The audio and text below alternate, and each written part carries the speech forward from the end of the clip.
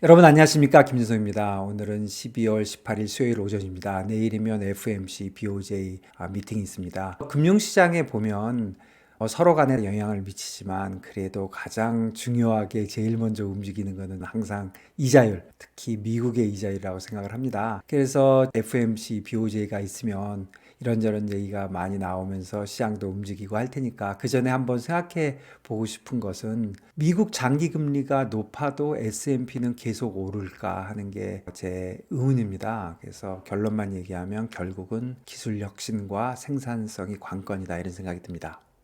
미국 장기 금리가 고공행진을 하고 있잖아요. 그래서 지금 보시면 미국 10년이 4.39, 5년이 4.25, 2년이 4.24, 기준금리가 4.5입니다.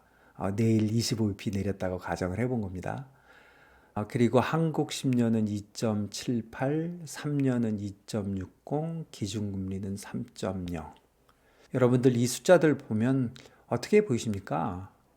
일단 미국이 한국보다 상당히 높아 보이고 10년짜리가 4.39, 5년과 10년짜리의 차이가 14bp. 그러니까 텀 프리미엄이라고 할까요? 그런 게 5년에 14bp. 그러면 토탈로 2년부터 내려가는 거를 감안하면요, 기준금리를 그러면 25bp 이 정도 보입니다. 그리고 FOMC에서 제일 중요한 거는 새로운 점도표일 것 같거든요. 근데 25년 말은 원래는 3.5였잖아요. 이게 4.0이나 3.75 정도 될 것 같은데 지금 마켓은 4.0으로 보고 있는 건데 페드는 중간쯤에서 3.75 정도 할까요? 그럼 26년 말은 3.5, 3.25? 그러면 롱거로는 3 이상으로 나올까요? 이런 것들이 이제 궁금하잖아요. 그래서 미국 금리가 요번에 FOMC에서 이런 것들을 제시를 하면은 시장이 또 새로운 방향을 잡을 수도 있다는 생각이 듭니다. 그래서 제 생각엔 발표 나기 전에 미리 한번 생각해 보는 게 좋을 것 같다, 그런 생각이고요. 그리고 한국은 기준금리 인하 속도가 빨라질 수밖에 없다, 그런 생각을 합니다. 한국은행이 제가 여러 번 주장했듯이 7월, 8월에 금리 인하의 시기를 놓쳤거든요. 그 이후에 여러 가지 일이 벌어지면서 이제는 빨리 내릴 수밖에 없다, 그런 생각이 듭니다. 질문은 미 실질 금리가 높아도 S&P는 오를까? 만일에 오른다면 빅테크인가 아니면 순환매인가, 이런 거잖아요. 그래서 제 생각에 결국은 생산성이고 결국은 AI 같습니다. 팬데믹 전에 저금리 시기가 있었잖아요. 그때 저금리가 있었는데 인플레이션이 없었거든요. 그때를 한번 생각해 보시면 금리가 높으면 경기가 나쁠 것이다. 경기가 나쁘면 주식도 나쁠 것이다, 이런 생각이고, 또 금리가 낮으면 반대로 인플레이션이 있을 것이다, 이런 게 있었잖아요. 그런데 실제로 팬데믹 전에 아주 오랜 기간 저금리 시기에 인플레이션이 거의 없었거든요. 그때를 한번 생각해 보면 반대로 생각해 볼 수 있지 않을까, 그런 생각이 듭니다. 그때는 경기만 나쁘면 무조건 금리 인하하고 금리 인하를 더 이상 할 수 없는 레벨까지 거의 0에 가까우니까 양적 완화를 했거든요. 그런데 그 이후에 경기가 회복되면서 인플레이션도 없었던 거죠. 그러니까 세상에 이런 마법이 어디 있습니까? 그러니까 모든 나라들이 경기만 나빠지면 금리를 인하하고 양적 완화를 한 거거든요. 그럴 때 이런 효과를 냈던 이유를 가만히 생각해 보면 결국은 생산성이 향상되고 기술 혁신이 계속 있었죠. 특히 테크 쪽에. 그리고 국제 분업 효과가 있었죠. 중국이 대량으로 뭔가를 만들어내고 이런 국제 분업이 잘 된 거였잖아요.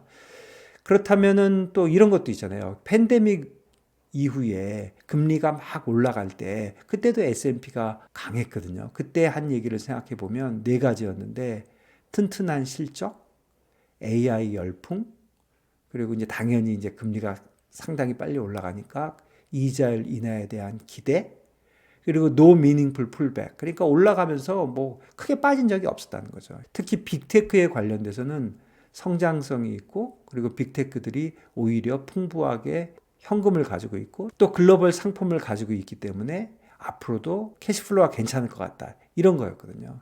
그렇다고 보면 이 전체를 생각해 볼 때 어떻게 보십니까? 다시 처음에 퀘션으로 돌아가면 금리가 높은데도 S&P가 계속 오를 수 있을까? 제 생각에는 오를 수 있을 것 같습니다. 이거 한번 보시죠. 미국 10년짜리 금리거든요. 23년 10월경에 5% 올라갔을 때 이때부터 3.7까지 내려오고 다시 4.7까지 올라가고 3.6까지 내려오고 다시 여기 올라가서 여기 있거든요. 엄청 높은 거죠. 이게 계속 높게 유지가 되고 있고 결국 이거는 단기 기준금리에 관련된 생각도 있지만 미국에 대한 장기 금리가 미국이 아무래도 트럼프가 들어오면서 관세로 인플레이션이 높아지고 감세로 더 많이 채권을 발행해야 되는 거 아닌가 이런 생각이 깔려 있는 것 같고요. 그러다 보니까 쉽게 내려오지 않고 있고 또 기본적으로는 사실은 10년짜리 국채는 그야말로 인플레이션의 함수거든요. 그런데 인플레이션이 미국이 쉽게 내려오지는 않는 거 아니냐 이런 생각을 갖고 있는 것 같고요. 잠시 한국 것도 보면 한국은 비슷한 시기에 4.4까지 갔던 게 3.1까지 내려오고 3.8까지 갔다가 최근에 많이 내려왔습니다.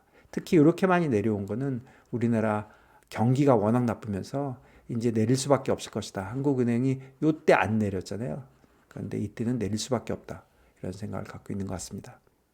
S&P 같은 기간에 보면 이건 뭐 그래프라고 할 것도 없잖아요. 그냥 한 방에 가고 있는 거잖아요.